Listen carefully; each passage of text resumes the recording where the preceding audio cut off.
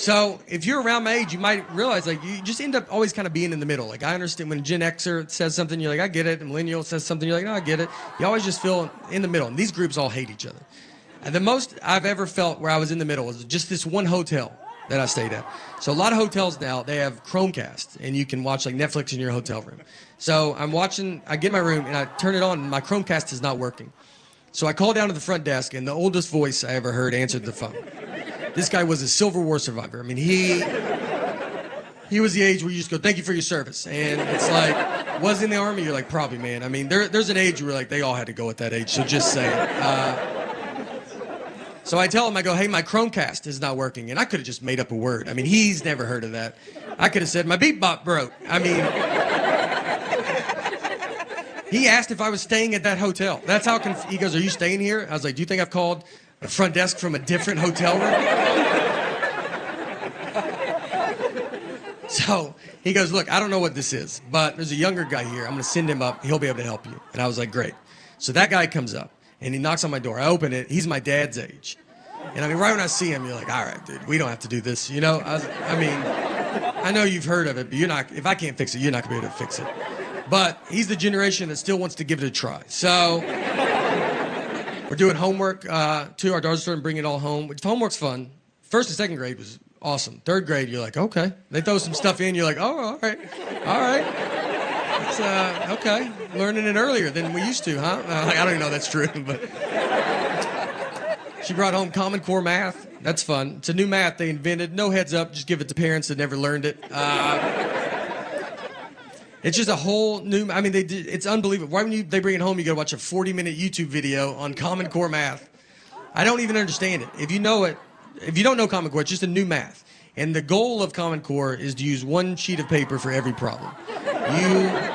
You just want to keep breaking the problem down. You put the problem at the top, and it just keeps going. And then what's even funnier is you see old math in the middle of it. As you break it down, old math gets in there, and you're like, oh, just do that at the top. I don't even know what we're doing. And it's not like old math isn't working. I mean, old math's doing, I don't get incorrect change everywhere just going, this stupid old math. It's a long way to get at the same answer. I told my wife, I go, it feels like if you knocked on my front door and I opened it, and you say, can I come in? And I was like, do you mind walking in and coming in through the back door? And you'd be like, does the front door not work? I'm like, no, it works. I use it. A lot of people still use it. But the new way is to go jump the fence and come in the back and meet me at this same spot. So I was born in 1979.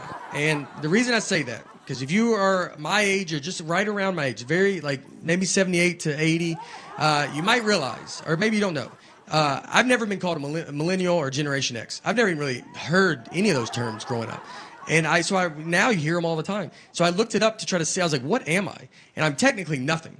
I'm on a cusp. I'm a generation gap. And what we are called, Zennials, or we're called the Oregon Trail generation, or we are called, my favorite name is the lucky ones. And it's true, we're very lucky. We actually grew up in two different worlds. When I was a kid, I grew up like it was the 50s. Like you would go outside and your parents just didn't know where you were. We went to school and played Oregon Trail on a computer at school. No one had a computer at home. It's like, what are you, a zillionaire? Like, I mean, you could. But then in high school, I had AOL. You know, we had a computer at home. Then I got a beeper. And then I got a cell phone. I didn't have social media until I was 26 with MySpace. You know, I mean, social media, like, whatever I did in high school is a rumor. It can't ruin my life.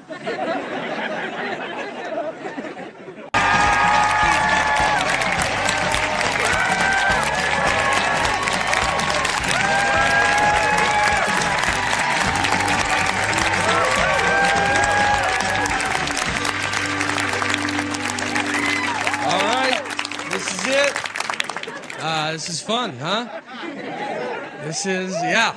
I mean, let me tell you, 2020 has been my favorite year. Out of all the years, this has been the best one. I mean, there's aliens. They said there's UFOs. And no one cares. What kind of year could you have that you could sneak in?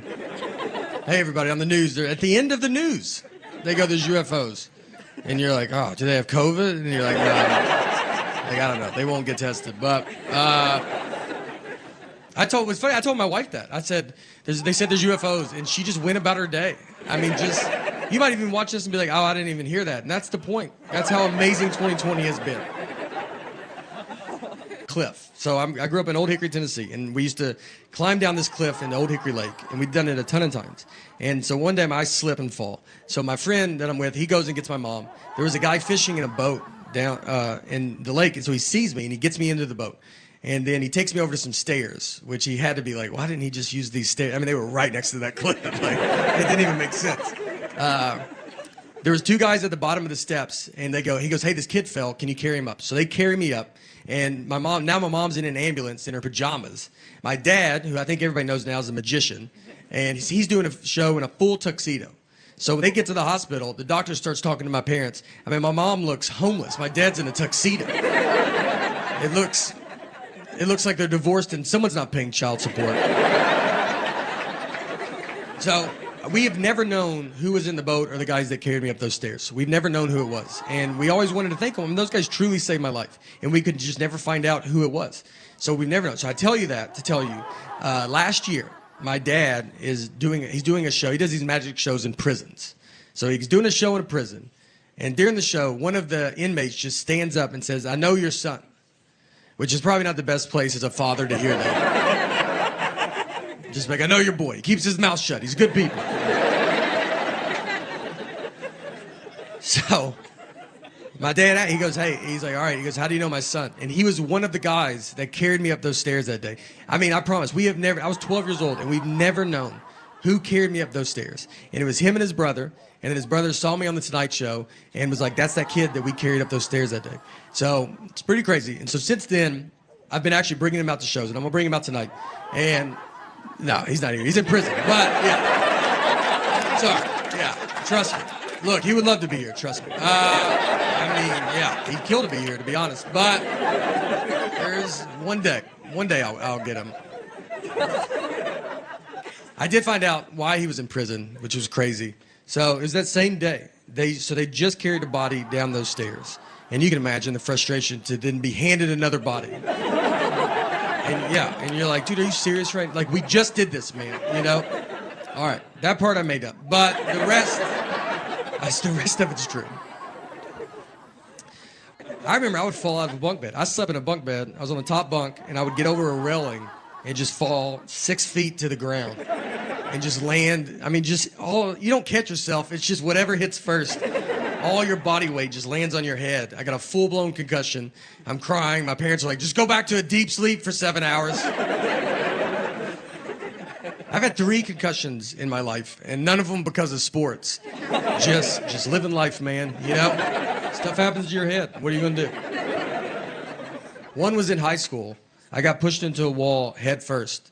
And it took them 3 class periods to figure out I had a concussion. That's how much I was bringing to the table. I mean, 2 teachers didn't even notice. And the third one was like, he wasn't facing forward. And that's when I realized he's one of the better facer forwards I've ever had. So I knew. My biggest concussion was when I was 12 years old. I fell down. One thing I got when I hit my 40s was claustrophobia. Never had it. Actually got it here on the Simpsons ride. Which is what's crazy. I mean, we're 100 yards away from where my life fell apart. I rode that ride with my daughter, and we're sitting on it, and we had another buddy, and he has his 2 girls on, and so we sit there, and they pull the bar down, and the bar, my leg gets stuck in the middle, and it just opened a door that I never knew was there. I mean, it's like a problem. I had to stop the ride. It's super embarrassing to stop a child's ride and just be like, I'm just waving, I'm like, I can't do it. And then they opened the bar, and they go, all right, you can do it again. I was like, I'm out, dude. And no one got to ride it because I couldn't ride it. We all had to leave. Ruined it for everybody. And that's claustrophobia. It just kind of ruins everybody's time. It's what's funny, the panic of claustrophobia is pretty funny, though.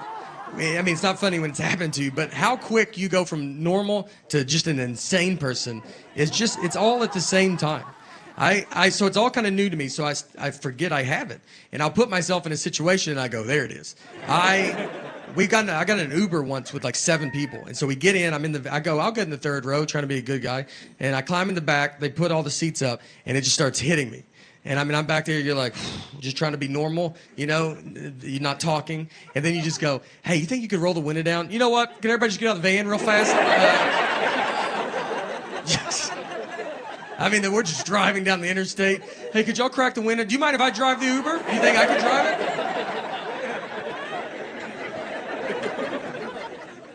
The only thing I remember is in 7th grade, we had a kid fist fight our PE teacher. That stuck with me. I mean, he was too old to be in 7th grade. He drove to 7th grade. If you're a 7th grade teacher and one of the kids drives, you just know you got to fight that kid one day. Like, I mean, it's just happening. Like, people always talk to me very easy too, or dumb. Like if I talk to a stranger, I can always feel it. And I think it's my eyes. I have big eyes, you know? And so I just get a lot of like, you still with me, man? And I'm just sitting there like, yeah, man, I'm listening. And he goes, all right, I don't feel like you could have been anywhere, you know? I got a reversible jacket at home, and I have 2 of them because I didn't know it was reversible. Bought them at the same time. Tried them both on separately. Like the black one, thought might as well get the blue one too. Went and laid them up there, and I remember they go, are you sure? I go, yeah, I think I know what I'm doing here, right?